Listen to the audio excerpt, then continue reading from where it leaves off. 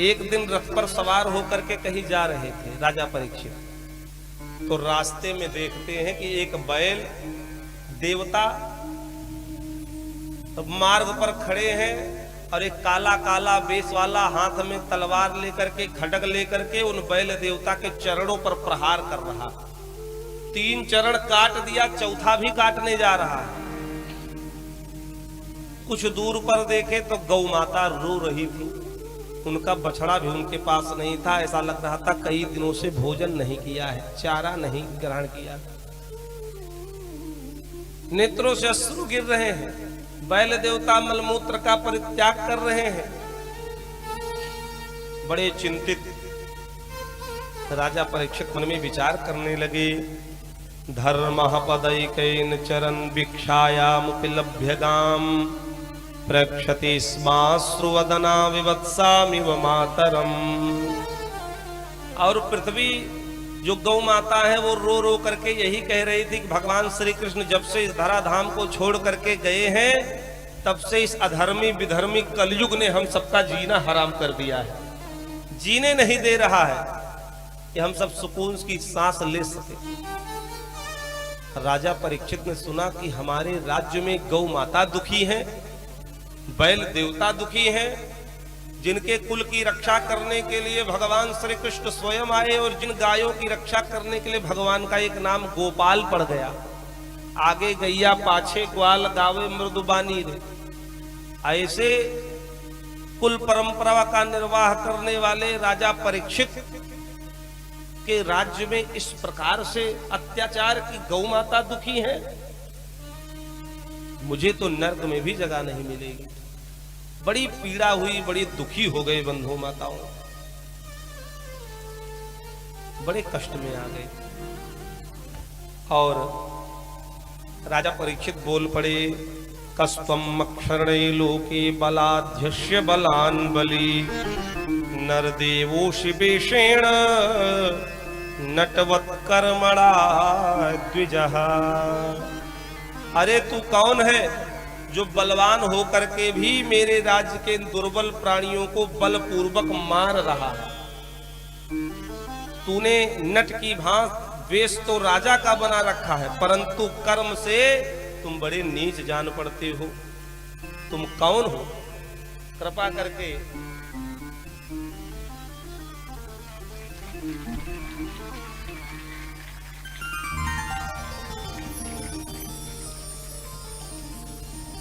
कृपा करके अपना परिचय दो, तुम हो कौन? तदंतर महाराज ने बैल देवता से पूछा, हे महाराज आप कौन हो? कोई उत्तर नहीं मिला। गौ माता से कहा, हे गौ माता आप कौन हो, कृपा करके बताओ। जैसे इतना कहा, दोनों ने कोई उत्तर नहीं दिया। तब राजा परीक्षित सारग्राही हैं, विद्वान हैं, वो जान गए ये कौन है। राजा परीक्षित ने कहा कि तपः शौचम दया सत्यमिति पादाः कृते कृताः अधर्मांशैस्त्रयो भग्ना सम्य संग मदैस्तव। हे बैल देवता आप साक्षात धर्म हो, हमको पता चल गया। और सतयुग त्रेता द्वापर में आपके चारों चरण विद्यमान थे। 4 चरण कौन से? तप, दूसरा पवित्रता, तीसरा दया, चौथा सत्य। तीनों युग में चारों चरण थे, लेकिन जब कलयुग आया तो इस दुष्ट कलयुग ने 3 चरण आपका काट दिया, केवल 1 चरण बचा है, उसको भी काटना चाह रहा है। वो जो चौथा चरण है उसको काटने का प्रयत्न कर रहा है। 3 को काट चुका है, वो चौथा चरण है सत्य वाला, तो सत्य वाले चरण को भी काटना चाह रहा है। लेकिन अब आप निश्चिंत हो जाओ, आपका पुत्र, आपका बालक परीक्षित आ गया है। अब इस दुष्ट से आपको भय नहीं करना चाहिए। इदानीं धर्मं पादस्ते सत्यम निवर्तयेद्यतः। और फिर गौ माता से कहा, हे गौ माता मैं जान गया आप कौन हो, आप साक्षात पृथ्वी मैया हो। जब पृथ्वी पर अत्याचार पापाचार बढ़ता है तब पृथ्वी गौ का रूप बना लेती हैं, और गौ का रूप बना करके ब्रह्मा जी के पास जाती हैं, देवताओं के पास जाती हैं, और सब मिल करके भगवान का स्मरण करते हैं, भगवान का पुकार करते हैं, भगवान को बुलाते हैं। तो हे माँ, आप तो साक्षात पृथ्वी मैया हो, पृथ्वी माँ हो।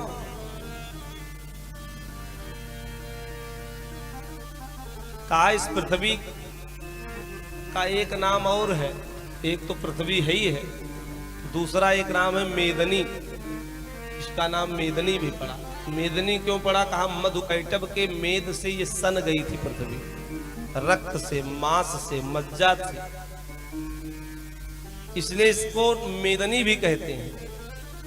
तो जब मधुकैटभ के रक्त से, चर्बी से, मांस से पृथ्वी सन गई थी, तो कोई संसार के जो जीव मनुष्य आदि पूजा पाठ यज्ञ अनुष्ठान करे तो उसका फल उनको मिले ही ना उनको मिले, न देवताओं तक वो आहुति पहुंचे, वो सामग्री पहुंचे। तो देवता बड़ी चिंतित, बड़ी परेशान, ब्रह्मा जी के पास गए। कहा हे भगवान, बड़ी समस्या है। ब्रह्मा जी ने कहा कौन सी समस्या? कहा पृथ्वी पर जो संसार के मनुष्य हैं, जो कोई धर्म कर्म करते हैं, पूजा पाठ यज्ञ करते हैं, उसका फल न उनको मिल रहा है, न हमको मिल रहा है। तो ब्रह्मा जी ने कहा हे देवताओं, मधुकैटभ के मेद से सन जाने के कारण इस पृथ्वी पर जो धर्म कर्म किया जा रहा है, उसका फल न मनुष्यों को मिल रहा है, न तुमको मिल रहा है। तो ब्रह्मा जी ने अमृत का पान किया। उसी समय अमृत का पान किए तो डकार आई और सुगंधी निकली। सुगंधी को संस्कृत में सुरभि कहते हैं। तो ब्रह्मा जी के मुख से सुरभि गाय की उत्पत्ति हुई, जो संपूर्ण गायों की जननी है, मां। जब सुरभि का प्राकट्य हुआ तब ब्रह्मा जी ने कहा हे देवताओं, इस गौ माता को ले जाओ, इनके गोबर से जिस पूजा स्थल पर जो धर्म कर्म होगा वहां पर जब लीप दिया जाएगा, तो वहां पर जो यज्ञ अनुष्ठान पूजा पाठ आदि होगा, उसका फल मनुष्यों को भी मिलेगा और देवताओं तुमको भी मिलेगा। तब देवता उस सुरभि मां को मृत्यु लोक में लेकर के आए। इसलिए हमारे यहाँ परंपरा थी, जब कोई कथा आदि सुनता था, श्रवण करता था, पूजा पाठ घर में करता था, तो गाय के गोबर से लीपा जाता था। अब तो सब पक्का बन गया, फर्श पड़ गई, टाइल्स लग गई, तो अब तो सब विधि व्यवस्था बदल गई। लेकिन बंधुओं, कुछ भी हो, भले टाइल्स लग जाए, भले फर्श हो जाए, लेकिन जब पूजा पाठ अनुष्ठान आदि करो तो भले उसके ऊपर ही सही, लेकिन थोड़ा गोबर से जरूर उसका शुद्धिकरण कर दो। क्योंकि इस पृथ्वी का शुद्धिकरण ठीक तभी होता है जब गौ माता के गोबर से लीपा जाता है, तभी इसका दोष जो है वो समाप्त होता है, और जो हम पूजा पाठ अनुष्ठान करते हैं उसका फल ठीक हमको प्राप्त होता है। इसलिए पूजा पाठ यज्ञ अनुष्ठान आदि में गाय के गोबर से अवश्य लीपना चाहिए। ये महिमा है। और शास्त्र तो कहते हैं कि गौ माता के अंदर 33 कोटि देवता विराजमान है। जो एक गाय को प्रसन्न कर लेता है, वो समझो 33 कोटि देवताओं को प्रसन्न कर लिया। इसलिए प्रत्येक सनातनी को अपने घर में एक गाय तो जरूर रखना चाहिए, क्योंकि गाय का जो गोबर है, गाय का जो गौमूत्र है, वो बड़ा लाभप्रद है, लाभकारी है। तो इस प्रकार से जो गौ माता है उनकी सेवा अवश्य करनी चाहिए, अनंत गुना फल प्राप्त होता है। इसलिए बंधुओं, प्रत्येक व्यक्ति को, प्रत्येक सनातनी को अपने गृहस्थ में, घर में एक गौ माता अवश्य रखनी चाहिए। और जिन गौ माता की सेवा भगवान श्री कृष्ण ने कर करके संसार वालों को शिक्षा दी, इन गाय के अंदर संपूर्ण देवी देवता विराजमान है। गाय के गौमूत्र में, गोबर में लक्ष्मी की और सरस्वती जी का वास है। जहां पर गौ माँ के गोबर से लिपाई होती है, वहां लक्ष्मी की वर्षा होती है। इसलिए आज तो दुर्भाग्य है कि हम उस गौ माँ की महिमा को नहीं समझ पा रहे हैं, उसकी गरिमा को नहीं समझ पा रहे हैं, जिसकी महिमा का गुणगान स्वयं वेद पुराण शास्त्रों ने किया है। जिन गौ माता की महिमा को बखान करके वेदों ने कहा है,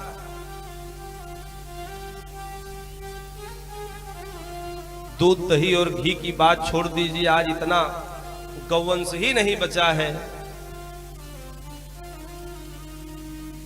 कि जिसकी हम पूजा अर्चन वंदन आदि कर सके। धीरे धीरे ऐसी स्थिति आती चली जा रही है और इसका कारण ही यही है जो आज ये संपूर्ण विश्व, संपूर्ण देश आज बारूद के ढेर पर है। ये गौवंश की हत्या का ही परिणाम है।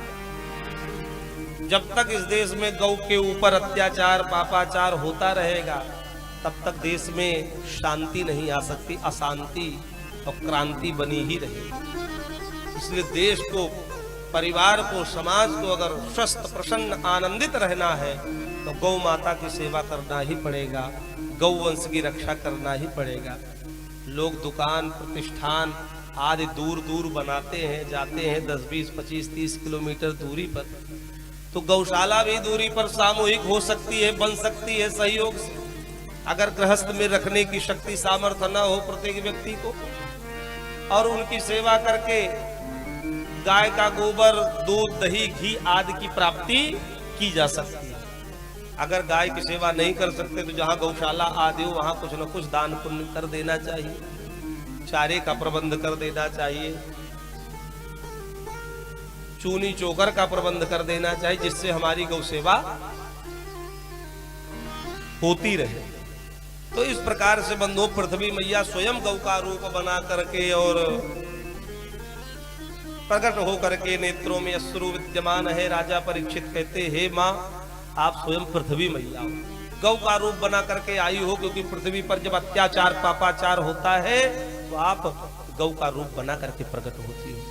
लेकिन अब आप दुखी न हो, आपका पुत्र राजा परीक्षित आ गया, इस दुष्ट का मैं अभी वध कर देता हूं। निषाद मादे खड्गम कलयेत धर्म हेतवे। राजा परीक्षित ने तलवार निकाल ली कि मैं मार डालूंगा। जैसे तलवार निकाली तो कोई और नहीं, वो दारुण कलयुग ही था। मुकुट फेंक दिया, माला फेंक दिया और चरणों में गिर गया। तदपाद मूलम सिरसा समागादव्य बिहबला। बिहबल हो गया, त्राहिमाम पाहिमाम, रक्षा करिए, रक्षा करिए।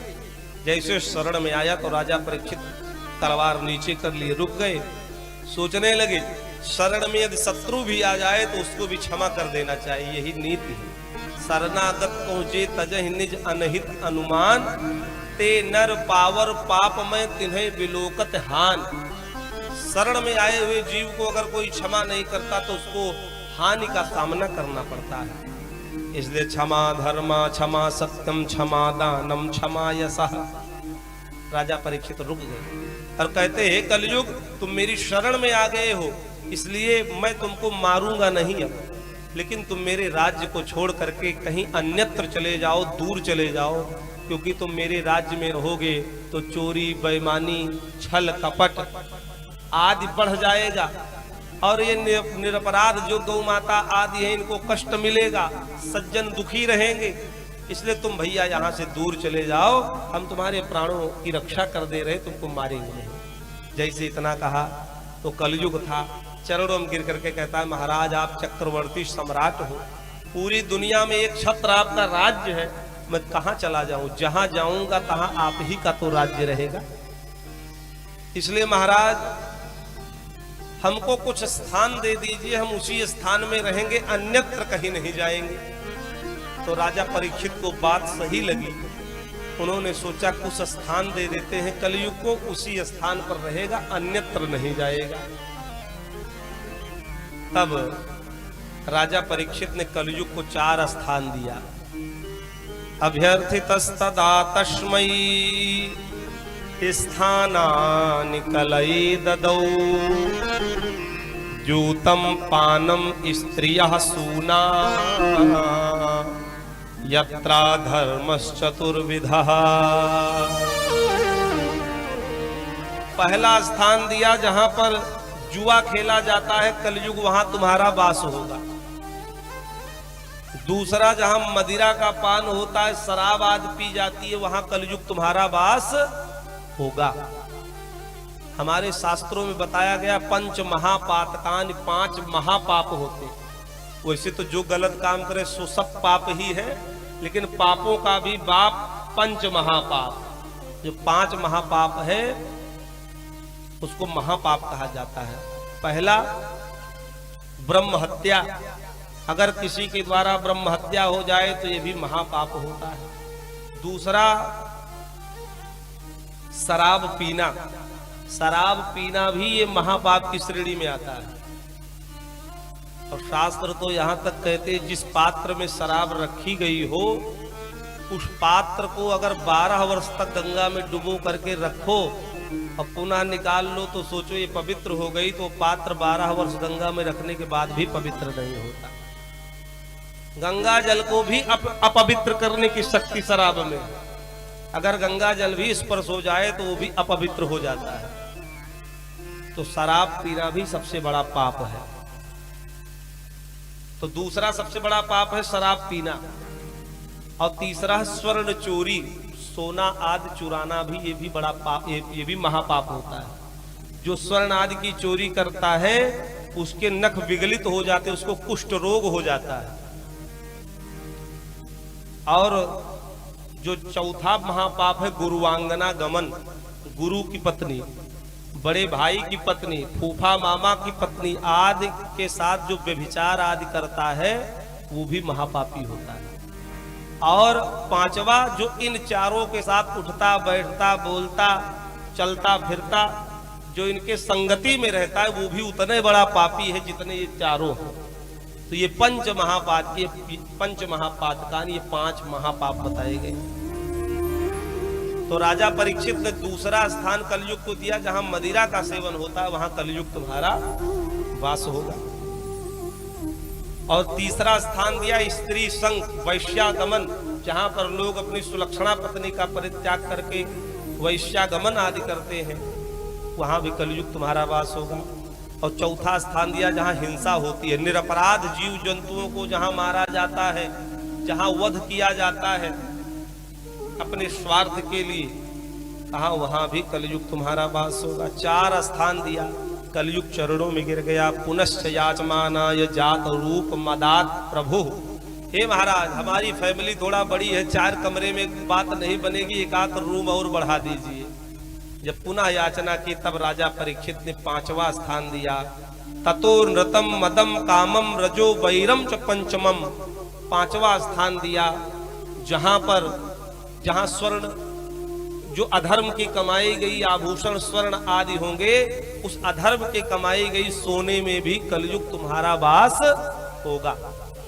ये 5 स्थान राजा परीक्षित ने कलयुग को दिया बंधुओं माताओं। और जब कलयुग को ये 5 स्थान प्राप्त हो गया तो बड़ा प्रसन्न हुआ। वैसे कलयुग की फैमिली बहुत बड़ी है, कलयुग की फैमिली में बहुत मेंबर है। कितने मेंबर है? कहा 9 मेंबर और है, परिवार थोड़ा लंबा है। कहा पहला कलयुग की फैमिली का सदस्य है लोभ।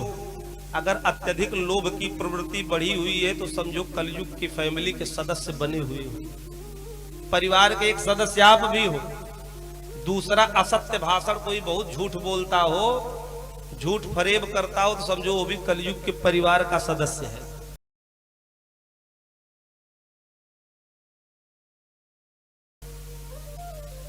और चौथा, चोरी की प्रवृत्ति, चोरी करने की आदत किसी के अंदर बनी हुई है तो वो भी समझो कलयुग के परिवार का सदस्य है।